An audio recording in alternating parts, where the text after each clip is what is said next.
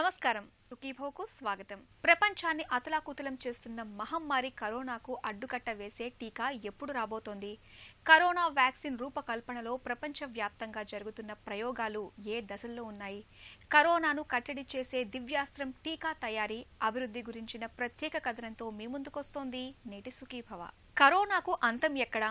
ఇప్పుడు అందరి మదిలోనూ ఇదే ప్రశ్న. దీనికి టీకానే ధీటైన సమాధానం.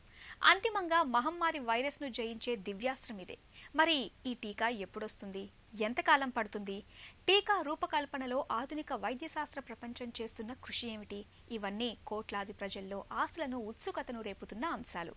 మన దేశంతో సహా ప్రపంచ దేశాల దృష్టంతా ఇప్పుడు కోవిడ్-19 టీకా తయారీపైనే ఉంది. దాదాపు 40కి పైగా పరిశోధనలు జరుగుతున్నాయి.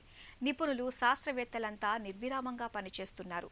సాధారణంగా సంప్రదాయ పద్ధతిలో అయితే టీకా అభివృద్ధికి 10 నుంచి 16 ఏళ్లు పడుతుంది. అయితే చైనా కరోనా వైరస్ జన్యుక్రమాన్ని తెలిపే పటాన్ని విడుదల చేయటం, గతంలో జరిగిన పరిశోధనల సానుకూలతలతో కరోనాకు టీకాను నెలల వ్యవధిలోనే రూపొందించేందుకు ప్రయత్నాలు జరుగుతున్నాయి. కరోనాకు టీకా రూపకల్పన, వ్యాక్సిన్ ను అందుబాటులోకి తేవటం వెనుక కథేమిటో, కృషి ఏమిటో ఇప్పుడు తెలుసుకుందాం.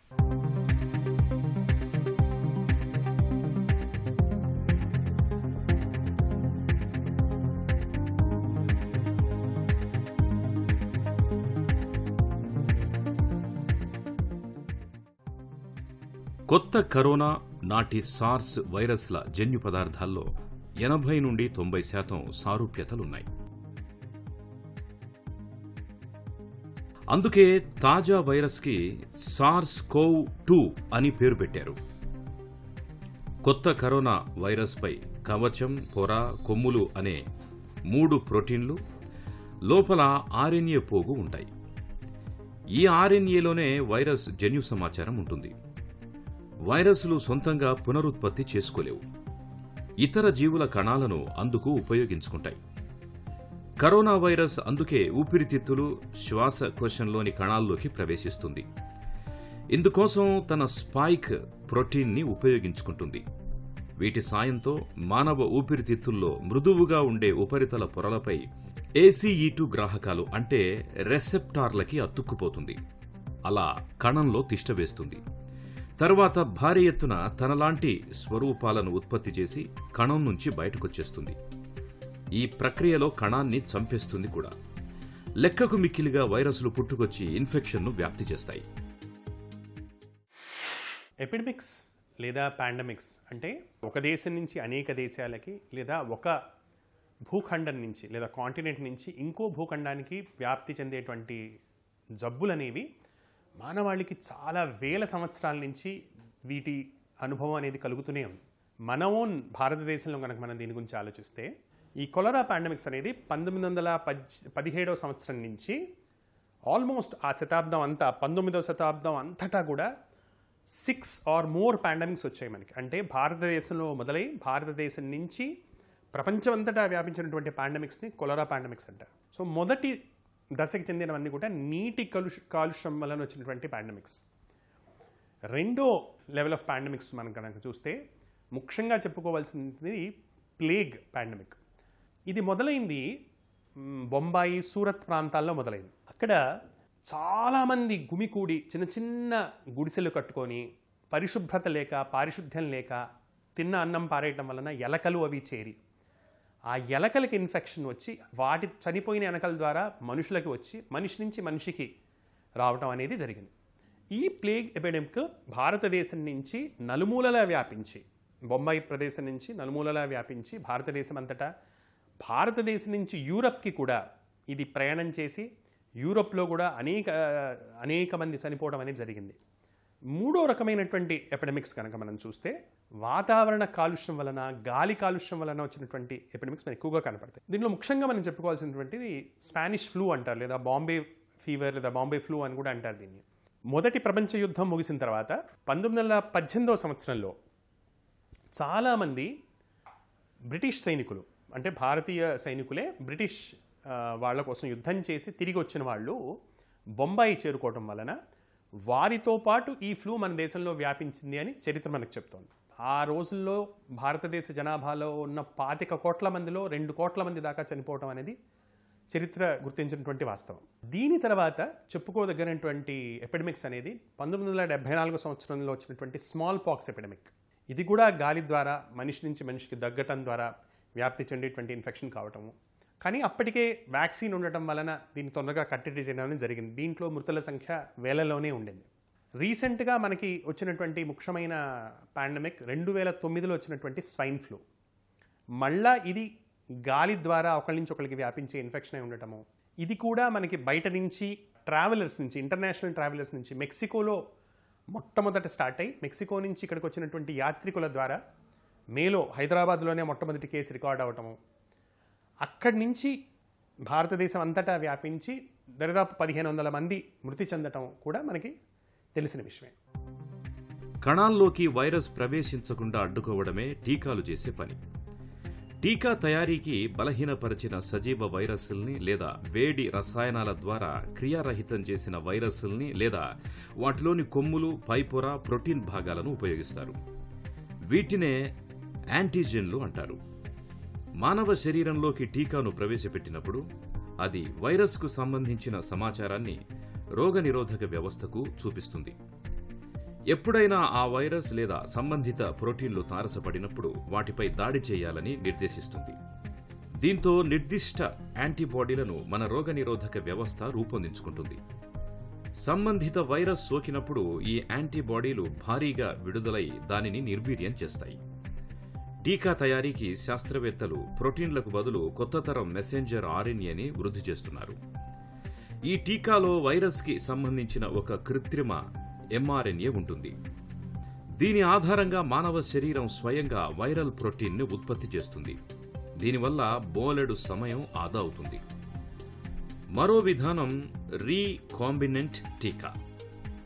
వైరస్ ఉపరితలంపై ఉన్న స్పైక్ ప్రోటీన్ జన్యుకోడును సేకరించి మరో బ్యాక్టీరియం, ఈస్ట్ జన్యువులపై అతికిస్తారు. ఫలితంగా ఈ సూక్ష్మజీవులు భారీగా సదరు ప్రోటీన్ను ఉత్పత్తి చేస్తాయి. వీటిని కూడా టీకాల్లో వాడతారు.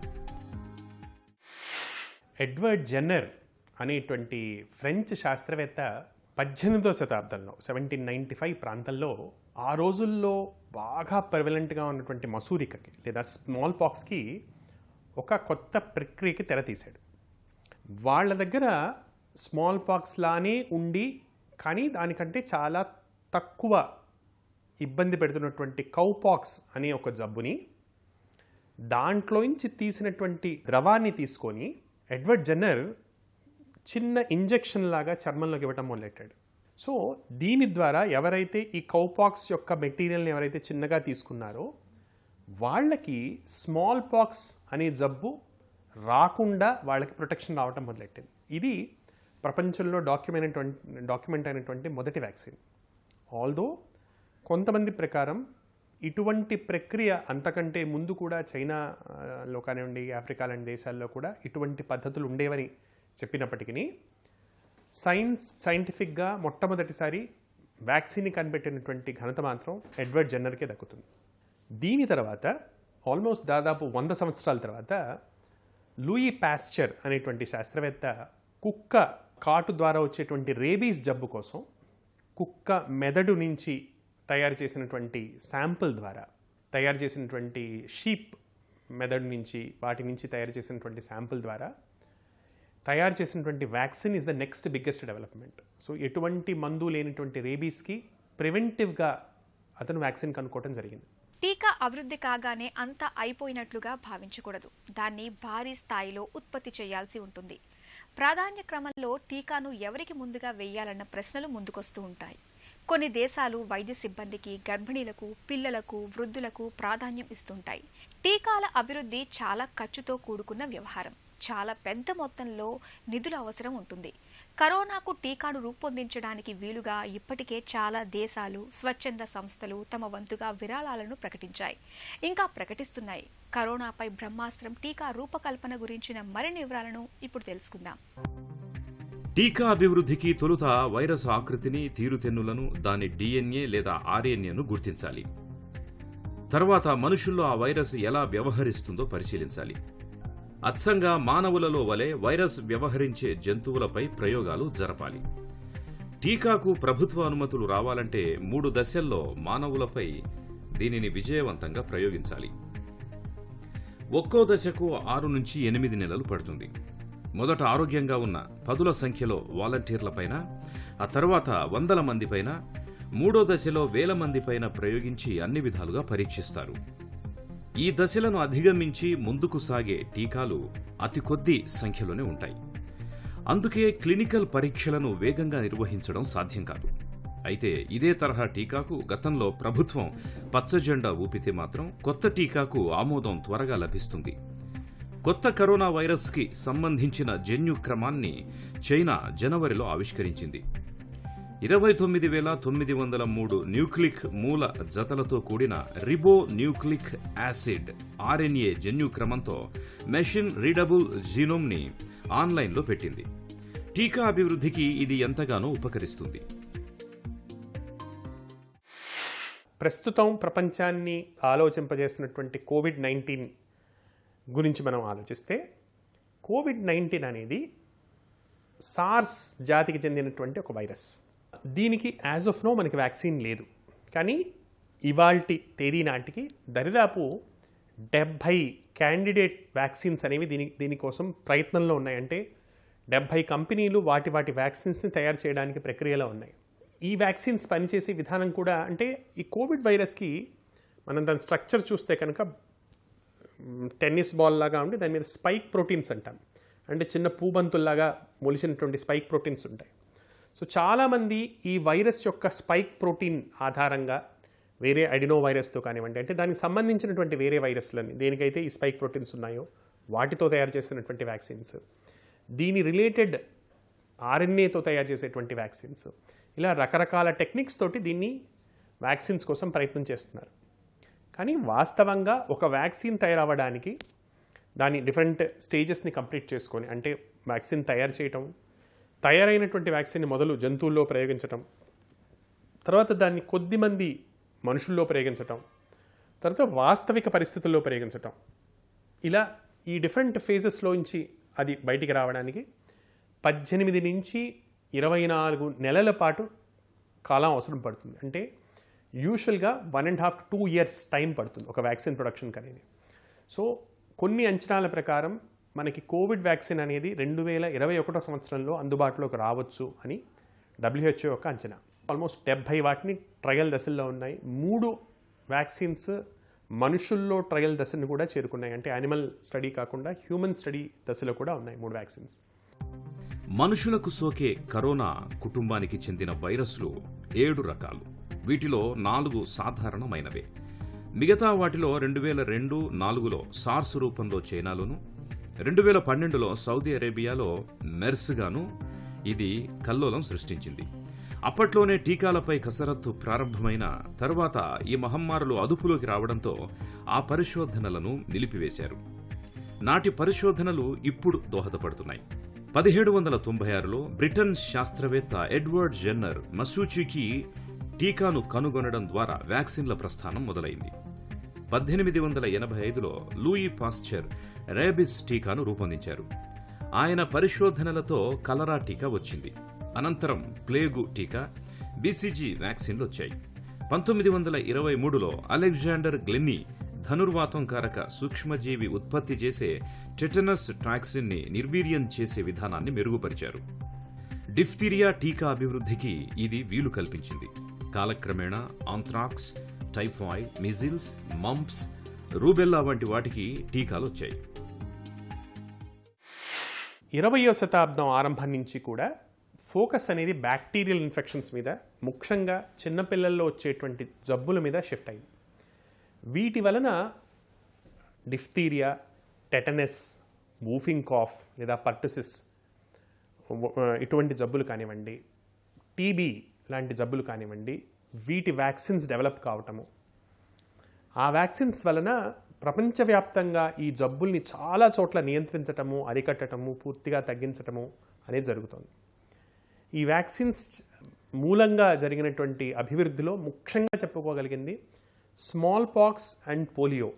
అంటే ప్రాణాంతకంగా ఉండేటువంటి స్మాల్ పాక్స్ కానివ్వండి, లేదా కళ్ళు పోయేటట్టు చాలా డిస్ఫిగరింగ్గా తయారు చేసేటువంటి స్మాల్ పాక్స్, అలానే ప్రాణాంతకంగా ఉండటం దగ్గర నుంచి అవిటి వాళ్ళని వికలాంగుల్ని చేసేటువంటి పోలియో జబ్బుకి పూర్తిగా నిర్మూలించగలిగినటువంటి దశకి సైన్స్ చేరుకోగలిగింది అంటే అది వ్యాక్సిన్స్ యొక్క ప్రభావం. సో అసలు వ్యాక్సిన్ అంటే ఏంటి అంటే, రోగం కలిగించేటువంటి ఒక క్రిమిని పోలి ఉన్నటువంటి ఇంకో మెటీరియల్ని మనిషిలో ఇంట్రడ్యూస్ చేయటం ద్వారా, ఏ మెటీరియల్కి అయితే దాని పోలికలు ఉంటాయో కానీ ఆ రోగ కారకత్వం ఉండదో, ఆ రోగాన్ని అది కలుగ చేయదో, దాన్ని ఇంట్రడ్యూస్ చేయటం ద్వారా మనిషిలో ఇమ్యూనిటీని బూస్ట్ చేసి అసలైన రోగం వచ్చినప్పుడు దాన్ని ఫేస్ చేయడానికి ఇమ్యూనిటీని తయారు చేయడం అనేది వ్యాక్సిన్ యొక్క ముఖ్య ఉద్దేశం. సో ఈ వ్యాక్సిన్స్ అనేది బ్యాక్టీరియల్ ఇన్ఫెక్షన్స్కి, వైరల్ ఇన్ఫెక్షన్స్కి, ఇలా అనేక రకాలైనటువంటి ఇన్ఫెక్షన్స్కి మనం వాడుతుంటాం. యూనివర్సల్ ఇమ్యునైజేషన్ ప్రోగ్రామ్ ద్వారా పర్టికులర్గా చిన్నపిల్లలు వచ్చేటువంటి అనేక రకమైనటువంటి జబ్బుల్లో మనం వ్యాక్సిన్స్ని వాడటం అనేది జరుగుతుంటుంది. మళ్ళీ వీటికి బూస్టర్ డోసెస్ అని 15 సంవత్సరాల తర్వాత ప్రెగ్నెన్సీ టైంలో ఇచ్చేటువంటి బూస్టర్ డోసెస్, ఇలా అదనంగా కూడా ఆ ఇమ్యూనిటీని పెంచడానికి తీసుకోగలిగినటువంటి అనేక జాగ్రత్తలు ఉంటాయి. టీకాల ఉత్పత్తిలో మన దేశం అగ్రపథంలో ఉంది. కొత్త కరోనా వైరస్ కు టీకాను తెచ్చేందుకు మన దేశంలో ప్రయత్నాలు ముమ్మరంగా సాగుతున్నాయి. హైదరాబాద్ కేంద్రంగా పనిచేస్తున్న ప్రముఖ బయోటెక్నాలజీ సంస్థ శాంతా బయోటెక్ ఇంటర్నేషనల్ ఈ దిశగా ముందడుగు వేసింది. కరోనాకు టీకాను రూపొందించే దిశగా అమెరికాలోనూ వడివడిగా అడుగులు పడుతున్నాయి. ముక్కు ద్వారా ఇచ్చే ఇంట్రానాసల్ వ్యాక్సిన్ కరోఫ్లూ రూపకల్పనలో శాస్త్రవేత్తలు నిమగ్నమయ్యారు. కరోనాపై బ్రహ్మాస్త్రం టీకా రూపకల్పన విశేషాల గురించిన మరిన్ని వివరాలను ఇప్పుడు తెలుసుకుందాం.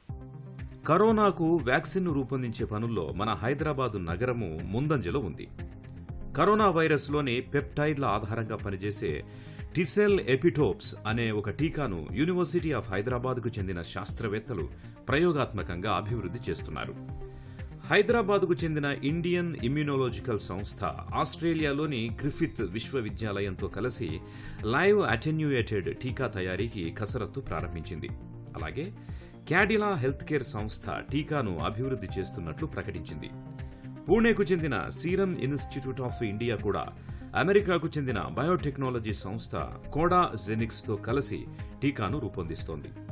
పూణేలోని నేషనల్ ఇన్స్టిట్యూట్ ఆఫ్ వైరాలజీ, కేంద్ర బయోటెక్నాలజీ సంస్థల ఆధ్వర్యంలో భారత్లోని 18 సంస్థలు కూడా టీకా పరిశోధనలో నిమగ్నమై ఉన్నాయి. కొంతమంది అనుమానం ఏంటంటే, ఈ వైరస్ అనేది మ్యూటేషన్ తొందరగా చూస్తుంది. అంటే ఒక రకంగా చెప్పాలంటే దాని రూపాన్ని అది మార్చుకుంటుంది.